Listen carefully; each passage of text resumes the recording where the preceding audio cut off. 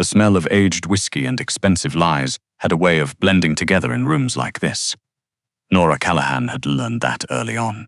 3 years working the books for Vesper, Chicago's most exclusive private dining club, a place where the menus had no prices and the guests had no last names you'd ever find in a phone book, and she had become fluent in a language nobody had officially taught her.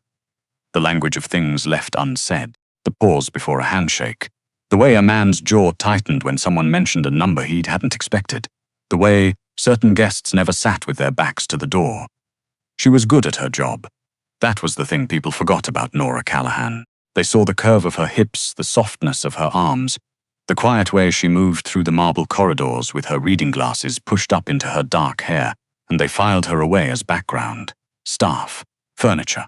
She was the woman who made sure the quarterly accounts balanced, who cross-referenced vendor invoices against delivery logs, who could tell you, without looking up from her desk, exactly how many bottles of 1994 Barolo had been opened on any given night going back 2 years. She was invisible on purpose. She had decided that a long time ago. Tonight, though, something was wrong. Nora felt it the way she always felt things first. Not as a thought, but as a pressure behind her sternum, quiet and certain, like a storm moving in off the lake. She had been running end-of-month figures in the back office when the delivery manifest crossed her desk, and something in the numbers didn't sit right. A catering order, 4 extra staff, billed under a vendor account that had been opened 6 days ago and showed no prior history, no tax ID. A company name, Halcyon Event Services, that returned nothing when she searched it on her phone. Not a website, not a filing, nothing. She pulled up the guest log for tonight. One name stood out, Cassian Varro. She had never seen him in person, but she knew the name the way everyone in certain circles knew it. Quietly, carefully, the way you knew the name of something dangerous. He ran the Varro Syndicate out of Chicago's near North Side, and the businesses he didn't own outright he taxed quietly from the shadows. He was 41 years old. He had never been charged with anything. People who tried to charge him tended to develop complicated second thoughts. Tonight he was booked for a private dinner, table 7, the corner room with the frosted glass panels and the direct sightline to both exits, and 4 people who didn't exist were about to walk in as his waitstaff. Nora sat very still at her desk for a moment. She listened to the sound of her own breathing. Then she picked up her glasses, closed the manifest, and walked out into the hall. The main floor of Vesper was already alive. The soft percussion of silver on china, the low tide of conversation, chandeliers throwing amber light across tables full of men and women who conducted the real business of the city over courses that arrived without being asked for. Nora moved through it the way she always did, close to the walls, notebook in hand, unremarkable. A staff member doing her rounds. Nobody looked at her. They never did. She found the manager on duty, a sharp-faced man named Gerald, near the service entrance. She told him she needed to verify the temp staff credentials before they clocked in. Routine accounting thing, vendor compliance. Gerald, who had always treated her as a mildly inconvenient but necessary part of the operation, waved her toward the back hall without looking up from his phone. Nora walked into the service corridor and stood there alone. The 4 new servers were already staging their trolleys. She looked at them. Pressed white shirts, black ties, 2 men, 2 women, young. Calm in a way that had nothing to do with professional composure. The calm of people who had done this kind of thing before, just not this particular kind of thing. One of them had a slight bulge under his left arm that no amount of tailoring was going to fix. Nora walked back out. Her heart was doing something unreasonable, but her hands were steady. They were always steady. It was one of the few things about herself she had always trusted. She went behind the main bar where the service printer sat between a row of champagne flutes and a stack of linen napkins. She tore off a blank order slip. She pressed it flat against the cold steel counter and took the pen from her breast pocket. She wrote 7 words. The servers aren't staff. You're being set up. She folded it once.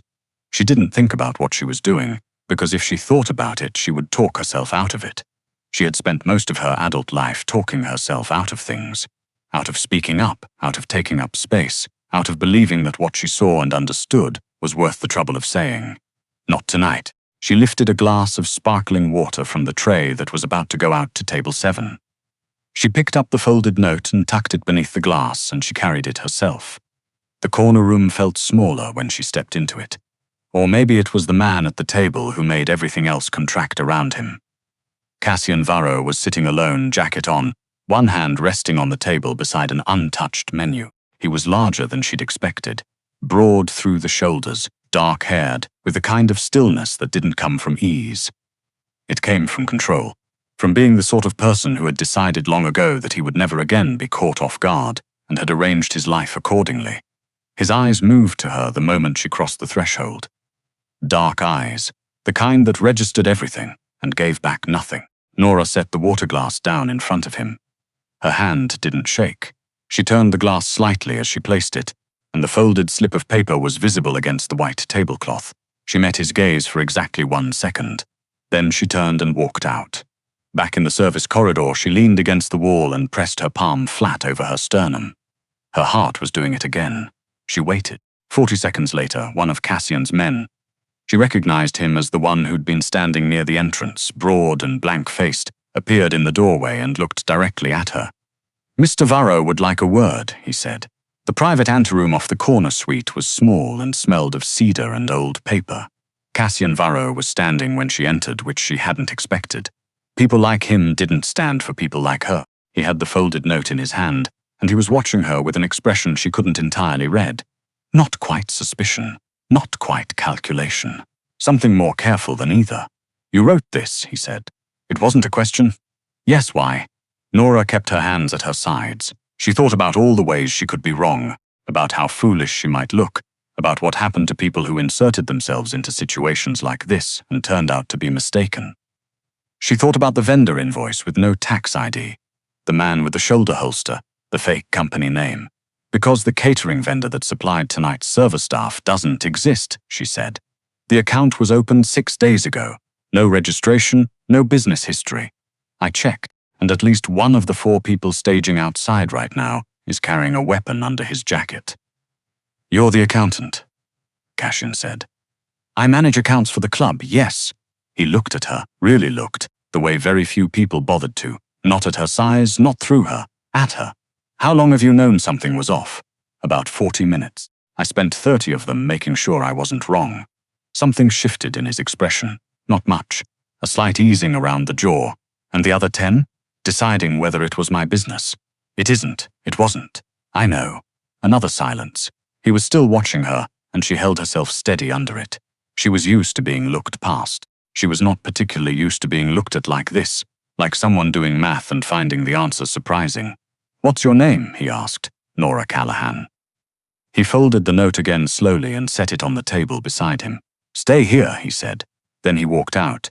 What followed Nora would piece together mostly from sound and second-hand account. There were 4 of them. The false servers, staged near the kitchen exit and the main hall, in positions that would have effectively controlled every route out of the corner room. Cassian's men, alerted and repositioned in the minutes after she'd handed him the note, moved quietly and without incident. There were no shots. There was very little noise. The 4 imposters were removed from the building through the service entrance, and by the time Gerald appeared in the main corridor, looking confused and irritated, there was nothing to see. Nora sat in the anteroom and waited. She had brought her notebook out of habit, but she didn't open it. She sat with her hands folded on the table and listened to the building settle. When Cassian came back, he looked exactly the same as he had before. That was perhaps the most unsettling thing about him, that a situation which had just come within range of becoming a catastrophe had not visibly marked him at all. He sat down across from her. It was the first time he'd sat in her presence. "How did you know to check the vendor account?" he asked. "I check all of them," she said. "Every invoice that comes through this building passes my desk.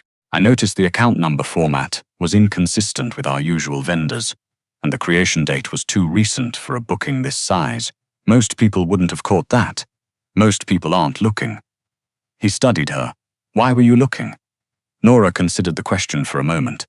The honest answer was that she had always been looking, that she had spent years making herself small and quiet and unremarkable, and in the space that invisibility created, she had watched. She had watched men like the ones at these tables conduct their lives with the certainty that no one of consequence was paying attention. She had learned their patterns, their tells, their habits of carelessness.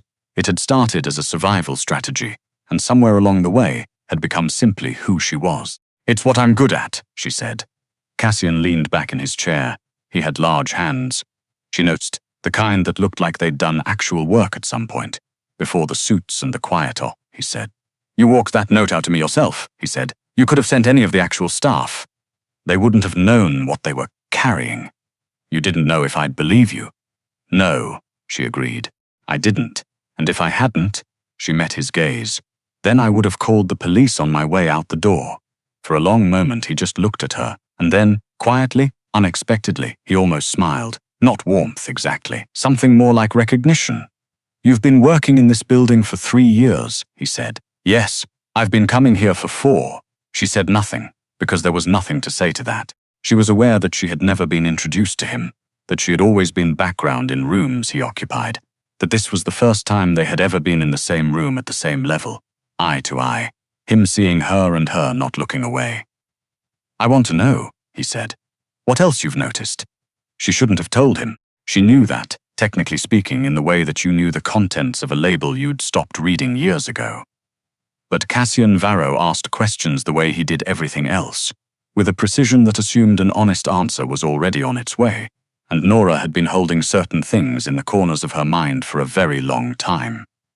She told him about the vendor irregularities she'd flagged 6 months ago and been told to ignore. She told him about the pattern of reservations that she'd noticed clustered around dates. She'd later seen mentioned in news reports about incidents that had never been officially connected to Vesper. She told him about a specific invoice from a linen supplier that had been altered. She could tell because the font kerning on the corrected figure was fractionally different from the rest of the document, and that the amount had been rerouted to an account she didn't recognize. She didn't look at her notebook. She didn't need to. The numbers had been sitting in her head for months, waiting. When she finished, the room was very quiet. How long have you been sitting on all of that? Cassian asked. Since I figured out that telling someone here would go worse for me than staying quiet. He absorbed that. You were protecting yourself. I was being realistic. He nodded slowly. He stood up and walked to the window, frosted glass, the amber blur of the dining room beyond it, and stood there with his back to her for a moment. Then he turned around. I'm going to ask you something, he said, and I want you to think about it before you answer. She waited. I need someone who can follow a money trail without leaving one. Someone who can look at a set of accounts and find the seam where something is being hidden. Someone who is, he paused, choosing the word undetectable. Nora looked at him steadily. You're offering me a job, she said. I'm asking if you'd consider it. Working for you with me, there's a difference. She thought about the last 3 years, the way she'd walked through those marble corridors without casting a shadow, the way she'd understood so much and said so little, the way she'd filed her observations away in a part of herself she'd been taught to believe wasn't worth listening to. She thought about the man with the shoulder holster and the note she'd written without thinking, and the way Cassian Varro had sat down across from her like she was someone who warranted the courtesy of eye contact. I'm good at what I do, she said. I know that, he said. That's why I'm asking. Something settled in her chest. Not comfort exactly. Something quieter and more durable than comfort. I'd want terms in writing, she said, the almost smile again. Obviously, and I'd need full access to any accounts I'm asked to audit. No partial visibility. That's how people like whoever set this up tonight manage to hide things. They give auditors enough to look busy and not enough to actually see. Agreed. And I won't. She stopped. She started again.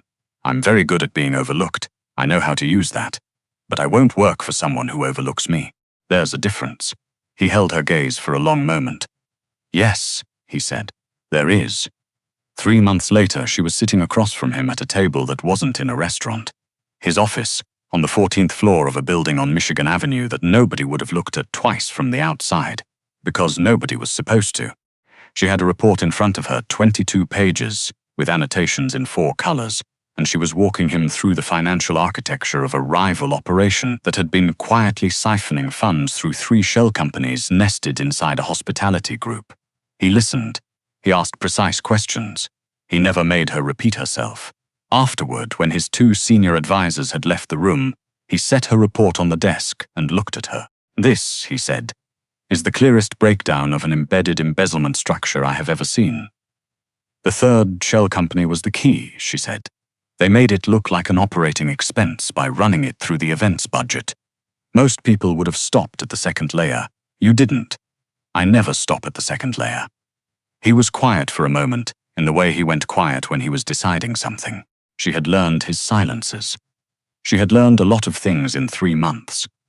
The rhythm of his decisions, the specific quality of the attention he paid when something interested him, the fact that he took his coffee black and never drank it hot because he was always already in the middle of something when it arrived.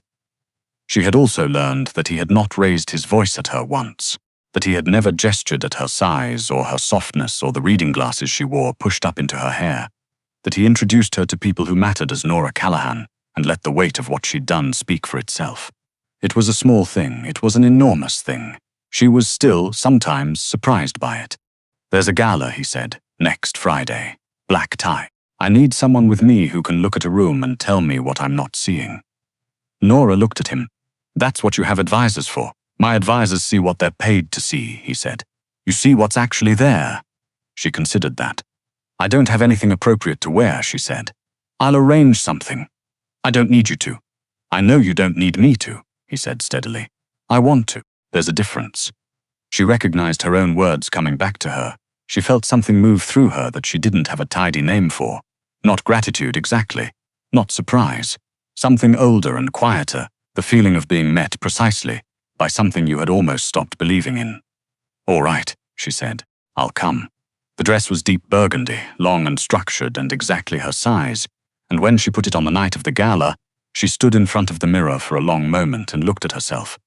Not appraisingly, not critically, just looked. She had spent so many years constructing invisibility as a kind of armor, had worn smallness the way other women wore jewelry, as a signal, a deflection, and standing here now in this dress, in this life she had not expected, she felt something in that old armor beginning to release. The gala was held in the ballroom of a hotel on the Gold Coast, and Nora walked into it on Cassian Varro's arm. She noticed the room the way she always noticed rooms, systematically, instinctively, the same part of her brain that couldn't stop running numbers. She noticed the 3 men near the East Corridor who kept checking their watches. She noticed the event photographer who had taken no photographs in the last 12 minutes. Despite holding his camera up repeatedly, she noticed a woman in a silver gown by the bar who was nursing the same drink she'd had when they arrived, and whose eyes had moved to Cassian exactly 4 times in the first 10 minutes. She said nothing yet. She was still gathering. Cassian, beside her, was doing what he always did in public, projecting a kind of absolute composure that most people mistook for arrogance. She knew now that it wasn't. It was something else. It was the composure of a man who had learned, as she had, that the most effective thing you could do in a room full of people watching you was to give them nothing back. He leaned toward her slightly. "Anything?" he said very quietly. "Several things," she said. "Give me 10 more minutes." And in those 10 minutes, the old Nora Callahan, the one who had made herself small, who had kept her insights tucked behind her reading glasses and her quiet competence, was still there. She hadn't gone anywhere. But she was no longer hiding. She was working. There was a difference.